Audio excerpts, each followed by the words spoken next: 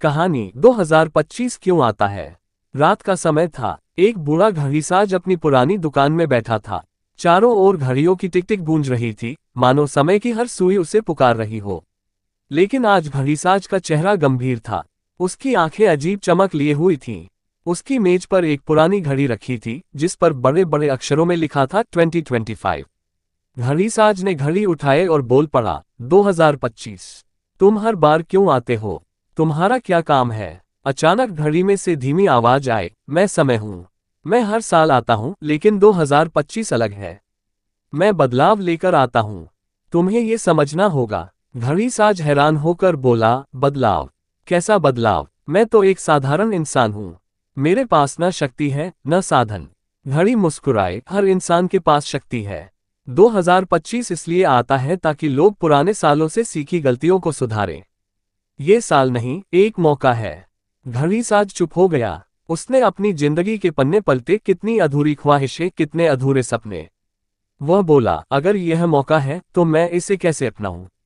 घड़ी ने कहा, सपने पूरे करने के लिए साहस चाहिए। अपने अंदर झांको, क्या कुछ ऐसा नहीं जिसे तुमने छोड़ दिया? घड़ीसाज ने सोचा। उसने अपने बेटे का सपना याद किया, एक नई घड़ी बनाने का।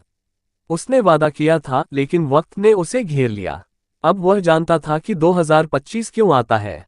ये पुराने वादे निभाने का मौका था, क्योंकि 2025 हर किसी के लिए एक अलग कारण लेकर आता है। कुछ के लिए नए सपने, कुछ के लिए पुराने रिश्ते जोड़ने का, और कुछ के लिए ये साल खुद को पहचानने का। घड़ीसाज ने एक लंबी सांस ली। उसके मन में सवालों का बवंडर उठ रहा था। क्या सच में 2025 मेरे लिए बदलाव लेकर आया है? उसने खुद से पूछा। उसने अपने बेटे की बनाई हुई अधूरी घड़ी उठाई। वह घड़ी उसकी दुकान के एक कोने में धूल खा रही थी। बेटा, जो अब इस दुनिया में नहीं था, अपने सपने को पूरा नहीं कर सका था। घड़ीसाज ने उसे कभी समय नहीं दिया, लेकिन आज वह वक्त बदलने का इरादा कर चुका था। उसने अपनी पुरानी औजारों की पेटी निकाली और उस अधूरी घड़ी पर काम शुरू कर दिया। रात के सन्नाटे में घड़ियों की टिक टिक के बीच एक नई आवाज सुनाई दी। घड़ीसाज का हाथ कांप रहा था, लेकिन उसकी आंखों में एक नई रोशनी थी। 2025, तुम्हारे आने का मतलब अब मुझे समझ में आ रहा है।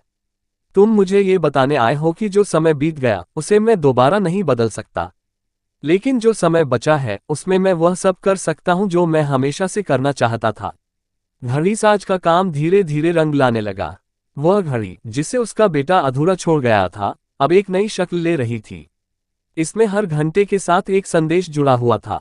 12 बजे, माफ करना सीखो। 3 बजे, सपने देखो।